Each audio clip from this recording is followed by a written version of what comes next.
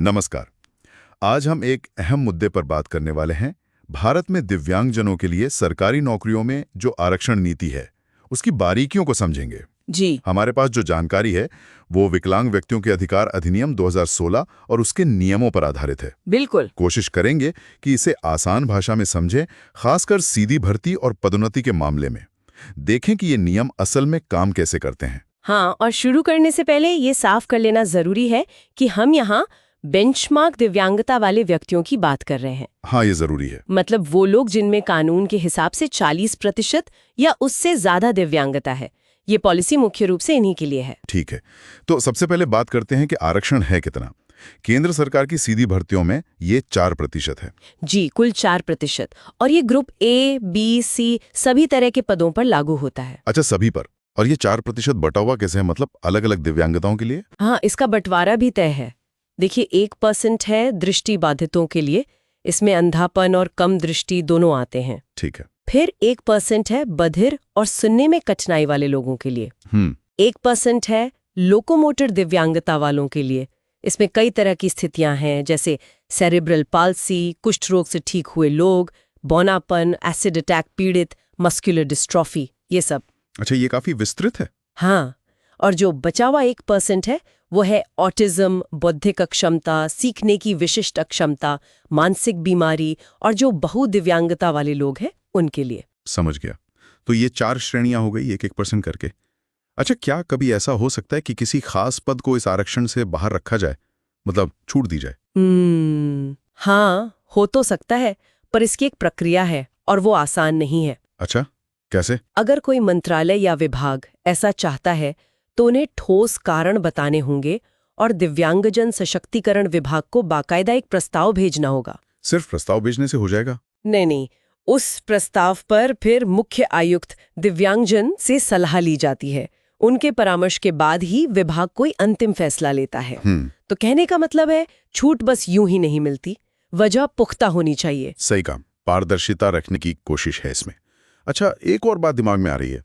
मान लीजिए कोई बेंचमार्क दिव्यांग उम्मीदवार है और वो अपनी मेरिट पर, मतलब बिना किसी रियायत के चुना जाता है, तो क्या होगा? हाँ, ये अच्छा सवाल है। अगर ऐसा होता है तो उसे अनारक्षित यानी जनरल सीट पर भी नियुक्त किया जा सकता है। अच्छा। हाँ, पर इसमें एक शर्त है। वो पद उस उम्मीदवार की जो दिव्यांगता श्रेणी है उसके लिए उपयुक्त यानी आइडेंटिफाइड होना चाहिए। ठीक है, ये भी जरूरी है। और हाँ, ये तो जाहिर है कि आरक्षण का फायदा लेने के लिए एक वैध दिव्यांगता प्रमाण पत्र चाहिए होता है, जो सक्षम अधिकारी ने जारी किया हो। बिल्कुल। और नियुक्ति के समय उसका सत्यापन या जरूरत पड़ने पर दोबारा सत्यापन भी किया जा सकता है। ठीक है, अब आते हैं गणना पर। जब भर्तियां निकलती हैं तो ये 4% सीटें गिनी कैसे जाती हैं? क्या ग्रुप सी के लिए कुछ अलग है? हाँ, ग्रुप सी के लिए थोड़ा अलग तरीका है। वहां आरक्षण का हिसाब कैडर की कुल खाली सीटों पर होता है। कुल सीटों पर, मतलब चाहे वो पद दिव्यांगों के लिए चिन्हित, आइडेंटिफाइड हो या ना हो? जी हाँ, चिन्हित और गैर चिन्हित दोनों को मिलाकर जो कुल रिक्तियां हैं उनके आधार पर। इसकी वजह से कभी कभी ऐसा भी हो सकता है कि चिन्हित पदों पर जो दिव्यांग व्यक्ति नियुक्त हों उनकी संख्या 4% से थोड़ी ज्यादा हो जाए। अच्छा, ये दिलचस्प है। और ग्रुप ए और बी के पदों के लिए? ग्रुप ए और बी में भी सिद्धांत वही है। आरक्षण की गणना कैडर में सीधी भर्ती की कुल रिक्तियों के आधार पर ही होती है। इसमें भी चिन्हित और गैर चिन्हित दोनों शामिल हैं। लक्ष्य यही है कि पूरे कैडर में 4% प्रतिनिधित्व हो। ठीक है, इन सब नियमों को लागू करने के लिए एक रोस्टर प्रणाली होती है ना? मैंने सुना है इसके बारे में। ये कैसे काम करती है? हाँ, रोस्टर सिस्टम बहुत महत्वपूर्ण है।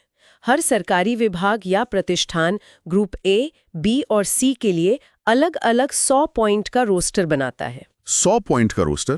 जी, ये 100 पॉइंट का रोस्टर फिर 25-25 पॉइंट के 4 ब्लॉक में बटा होता है। 4 ब्लॉक? हाँ, और इसमें कुछ पॉइंट तय होते हैं दिव्यांगजनों के लिए, जैसे पॉइंट नंबर 1, 26, 51 और 76। ये 4 पॉइंट आरक्षित होते हैं। और ये हर पॉइंट किसी खास दिव्यांगता श्रेणी के लिए होता है? बिल्कुल, हर आरक्षित पॉइंट एक खास दिव्यांगता श्रेणी के लिए होता है।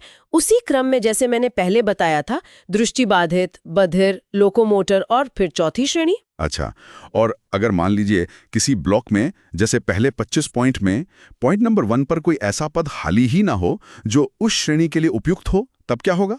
तब वो आरक्षण खत्म नहीं होता, उसे अगले ब्लॉक में कैरी फॉरवर्ड कर दिया जाता है, मतलब वो आगे चला जाता है।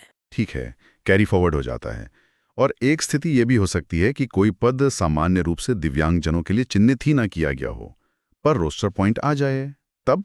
हाँ, ऐसी स्थिति में प्रतिष्ठान का जो प्रमुख होता है वो फैसला लेता है। वो पद की प्रकृति देखेगा और ये देखेगा कि उस दिव्यांगता श्रेणी का प्रतिनिधित्व कितना है।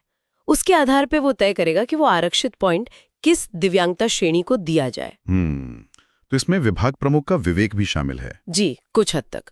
पूरी व्यवस्था काफी सोच समझकर बनाई गई है। सही ने।